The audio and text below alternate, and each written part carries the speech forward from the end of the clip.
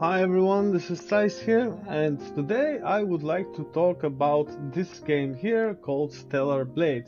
It's obvious, I guess, on the bottom right of the screen. I played the demo 3 hours today live on stream, and I want to share some first impressions. It's actually a game I'm looking forward to play on full release on April 26th. It's by this company, Shift Up. I think it's their first major project. They only have one mobile game and it's exclusively released to Sony PlayStation 5. What I did here is I started the new game, I finished everything, there was a boss, and also there's another boss challenge here, which you can actually play like with more skills and all that. So the settings, as far as I can tell, they're really good and robust. You can change a lot of things, but something I did not necessarily like is there's no running, like constant running. Let's say like on God of War Ragnarok, you can use the stick to run without pushing it downwards, right? The L3, the left stick. That's something I didn't like much, but I guess it's necessary for certain like areas of the game I'm not familiar with. But I think that's kind of a will have some negative impact on my playstyle until I get used to it. So. Existing save data. You must complete the final boss battle to transfer your save data to the main game. Well, I already did, right? Save data will be overwritten, so no, I guess. New game, boss challenge. Okay. Let's start the boss challenge to comment on it. Right. So this is some scanning.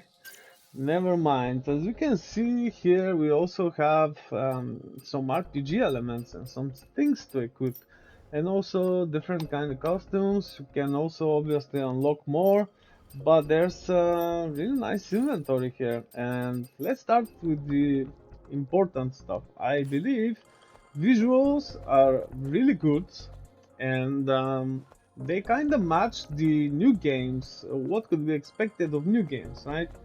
It's really amazing. The camera is you can like free roam with the camera. It's really good. Probably many people wanna see exactly that. But anyway, looks pretty good. Perfect visuals. I could say like almost 10 or 10. I don't know. It's really good. Sound production and sound quality is really good, and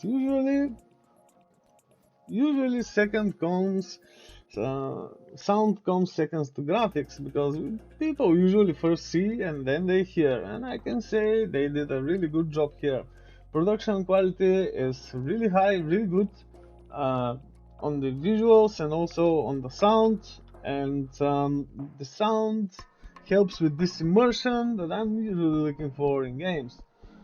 Let's talk about the lore system, like, and systems in general. I think they look pretty good. It's obvious here. You have inventory, like more items, so more than just action adventure. Has some kind of RPG elements, and they're like upgradable. But let's see, the combat system actually includes several skill trees, which you can customize, upgrade, change, learn combos and all that. And this combined with the defense system like health and energy, the typical stuff. Let me maybe move myself a bit here so you can see. Okay, there it is. So as you can see here, we have BE, that's beta energy, HP, that's health points, obviously, and the SH, that's shield. Pretty good. Shield actually provides damage reduction and all that. But I won't go into much detail. I'm just mentioning this because the health system is part of the combat system, and basically that's a systemic game. Well, let me tell you another secret. Every fucking game is systemic. Anyway, in this case, I believe the systems, as far as I could interact with them, are really good. just perfect. The only thing I didn't like is when you like switch items, and this is also pausing the game, so the combat doesn't continue while you perform any actions here. That might also be something good, I don't know, but in general you cannot switch gear during combat because it's more of a complex process. Like you have to go here, you have to like go to equipment, you have to find the right thing and like select it and all that. Maybe that's why. I'm not quite fond of games of this type where you can do a pause, chill, and think of what to do next and all that. Maybe I'll just not gonna play it like this. So, controls. Now let's move to controls. Controls actually are really well done, except that thing I mentioned at the beginning. I pretty much like everything except sometimes it feels kind of clunky. Look at this, like I just moved her and she has to turn around and then starts moving. That's really well done. I like it. Okay, but what kind of problems that it generates is sometimes you cannot actually animation cancel one thing with another. So let's see. I'm hitting here and trying to use a potion and it just doesn't work. And by pressing it multiple times, you might actually use several.